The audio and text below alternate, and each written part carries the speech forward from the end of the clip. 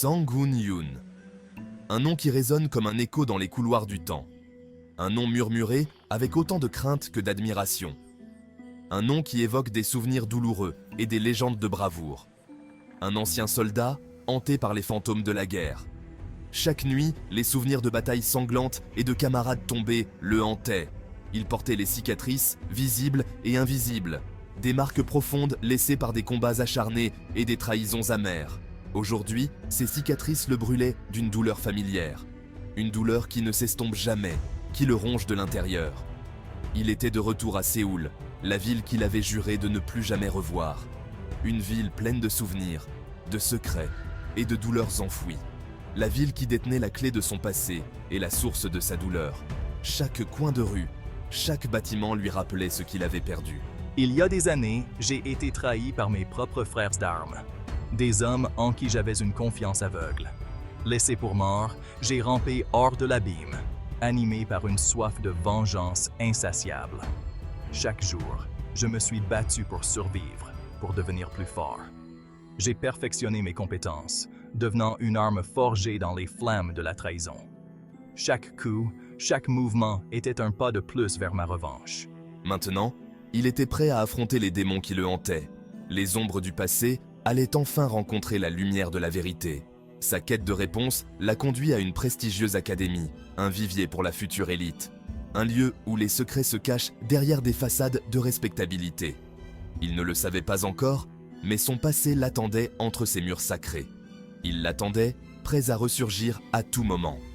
Un groupe d'étudiants, arrogants et privilégiés, inconscients de la tempête qui allait s'abattre sur eux. Ils vivaient dans un monde de privilèges, loin des réalités brutales de la vie. Sang-Gun les a reconnus instantanément. Des visages gravés dans sa mémoire, des visages qu'il ne pourrait jamais oublier. Les visages n'avaient pas beaucoup changé au fil des ans. Les mêmes sourires suffisants, les mêmes regards de supériorité, le même air de supériorité. Ils se croyaient intouchables, au-dessus des lois et des conséquences. Ce n'étaient pas de simples étudiants. Ils étaient les héritiers d'un pouvoir immense, les enfants de ceux qui avaient façonné son destin. C'étaient les enfants de ses bourreaux. Des jeunes qui allaient bientôt découvrir que les actions de leurs parents avaient des conséquences. L'air crépitait de tension alors que Sang-Gun sortait de l'ombre. Ses yeux, froids et impitoyables, ont rencontré les regards surpris des étudiants. Ils l'ont reconnu. La peur a traversé leur visage, rapidement remplacée par une façade de bravade. Sang-Gun Yoon, revenu d'entre les morts, je vois. Les autres ont ricané, leur rire résonnant dans la ruelle déserte. Sang-Gun est resté silencieux, son regard inébranlable. Nous avons entendu des murmures, des rumeurs d'un fantôme en quête de vengeance. Je ne m'attendais pas à ce que ce soit vrai. Vous auriez dû écouter les murmures. Les étudiants ont échangé des regards inquiets. L'amusement avait disparu de leurs yeux, remplacé par la prise de conscience de leur situation critique. Le premier coup fut un éclair de mouvement, rapide et imprévisible, comme un serpent attaquant sa proie. Le poing de Sang-Gun, renforcé par l'éclat du métal, s'est connecté à la mâchoire du jeune homme souriant, transformant son sourire en une grimace de douleur. Un craquement écœurant a résonné dans la ruelle alors que l'étudiant s'effondrait au sol, inconscient avant même de toucher le trottoir. Le combat avait commencé, et il n'y aurait pas de retour en arrière. Les étudiants restants, leur bravade initiale brisée, ont chargé Sang-Gun avec un mélange de peur et d'agressivité alimenté par l'adrénaline, leurs cris résonnant dans la nuit. Mais ils n'étaient pas à la hauteur du soldat chevronné, dont l'expérience et la détermination surpassèrent de loin leur nombre. Il se déplaçait avec une grâce qui cachait sa taille, esquivant et se faufilant à travers leurs attaques maladroites comme une danse mortelle. Chaque frappe de Sang-Gun était précise, calculée et portée avec une efficacité brutale, chaque mouvement étant le résultat d'années d'entraînement rigoureux. Il se battait avec la fureur froide d'un homme possédé, chaque coup étant un témoignage d'années de rage et de douleur contenue, libérées en une tempête de violence. La ruelle est devenue un tourbillon de poings et de pieds. Sang-Gun, un ouragan de fureur juste. Les étudiants, surpassés et dépassés, ont eu recours à des mesures désespérées. Ils frappèrent dans une panique aveugle, leurs attaques manquant de toute semblance de compétence ou de coordination. Un par un, ils sont tombés. Certains ont été assommés, tandis que d'autres gisaient en gémissant de douleur, soignant des os cassés et des égos meurtris. Tout au long de l'assaut, Sang-gun est resté indemne. Il se déplaçait comme un fantôme, frappant avec précision et disparaissant avant même qu'il ne puisse réagir. Alors que le dernier étudiant s'effondrait au sol en gémissant, je me tenais au-dessus d'eux. Ma poitrine se soulevait sous l'effort, mais mes yeux étaient d'un calme glacial. J'avais gagné. Il avait gagné. La ville de Séoul vibrait de vie, inconsciente de l'affrontement brutal qui avait eu lieu quelques heures plus tôt.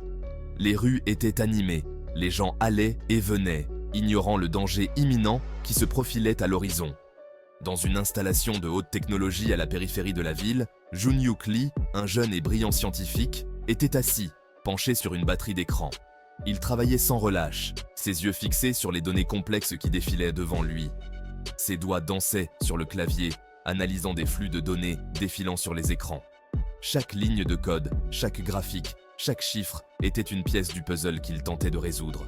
Jun-Hyuk était un membre clé d'un projet militaire top secret, chargé de développer des technologies de pointe repoussant les limites de la science et de la guerre. Ce projet, d'une importance capitale, était entouré de mystères et de sécurité maximale. Il était un prodige dans son domaine, animé par une soif de connaissance et le désir de faire la différence. Sa passion pour la science et l'innovation le poussait à donner le meilleur de lui-même chaque jour. Mais ces derniers temps, un sentiment de malaise s'était installé en lui. Quelque chose n'allait pas, et il ne pouvait pas l'ignorer. Que cache-t-il ? Se demandait-il souvent, ses pensées tourbillonnant dans son esprit. Le projet, entouré de secrets et de rumeurs, semblait échapper à tout contrôle. Les murmures dans les couloirs parlèrent de dangers inconnus et de conséquences imprévues. Il était tombé sur des fichiers cryptés, laissant entrevoir quelque chose de sinistre, quelque chose qui le glaçait jusqu'aux os. Ces découvertes le hantaient, le poussant à chercher la vérité. Je dois découvrir ce qui se passe réellement, se dit-il, déterminé à percer le mystère qui entourait le projet. Jun-Hyuk, tu as une minute ? Une voix rauque a tiré Jun-Hyuk de ses pensées. C'était le colonel Park, le chef de la sécurité et le supérieur hiérarchique direct de Jun-Hyuk. Le colonel était un homme de peu de mots, le visage buriné par des années d'expérience et marqué par un froncement de sourcils permanent. Mon colonel, Jun-Hyuk acquiesça en se levant de sa chaise. Le colonel Park entra dans le petit laboratoire clos, ses yeux scrutant les multiples écrans avant de se poser sur Jun-Hyuk. nous avons une situation. Il y a eu un incident. Jun-Hyuk sentit un nœud d'anxiété se serrer dans son estomac. Il avait le mauvais pressentiment que, quel que soit cet incident, il était lié au projet et aux choses troublantes qu'il avait découvertes. Que se passe-t-il ?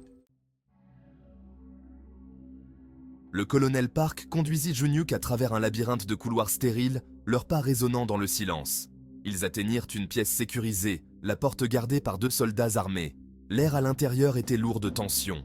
Que se passe-t-il, mon colonel ? Demanda Jun-Hyuk, sa voix trahissant une pointe de nervosité. Le colonel Park se tourna vers lui, l'air grave. Il y a eu une découverte. Quelque chose que tu dois voir. L'esprit de Jun-Hyuk s'emballa de possibilités, chacune plus troublante que la précédente. Il ne pouvait se débarrasser du sentiment d'être entraîné dans une conspiration qui le dépassait. Ce n'est pas bon signe.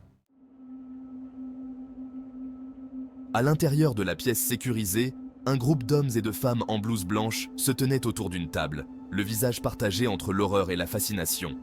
C'étaient des médecins légistes, réalisa Jun-Hyuk, et l'objet de leur attention lui donna des frissons dans le dos. Sur la table gisaient plusieurs corps, recouverts de draps blancs. Les formes en dessous étaient étrangement familières. C'étaient les étudiants de l'académie, ceux que Sang-gun avait affrontés. Le sang de Jun-Hyuk se glaça. Il avait craint que quelque chose de terrible ne se soit produit, mais ceci dépassait tout ce qu'il aurait pu imaginer. Il échangea un regard avec le colonel Park, une question silencieuse passant entre eux. Que leur est-il arrivé ? Demanda Jun-Hyuk, sa voix à peine audible. L'une des médecins légistes, une femme aux yeux fatigués et à l'expression hantée, leva les yeux. Ils sont momifiés, complètement vidés de toute humidité. C'est comme si toute la force vitale avait été aspirée d'eux. Le regard de Jun-Hyuk balaya les corps, enregistrant les détails macabres. Leur peau était tendue sur leurs os, leurs yeux enfoncés dans leurs orbites. Mais ce sont les expressions de leur visage qui l'ont vraiment perturbé. Ce n'était pas seulement l'absence de vie, mais l'expression de terreur pure gravée sur leurs traits. Le silence régnait dans la pièce alors que le poids de la découverte s'abattait sur eux. Ils étaient témoins de quelque chose de vraiment horrible, quelque chose qui défiait toutes les lois connues de la nature. L'esprit de Jun-Hyuk s'emballa, essayant de donner un sens à tout cela. Il repensa aux fichiers cryptés, au murmure d'un pouvoir capable de contrôler la vie elle-même.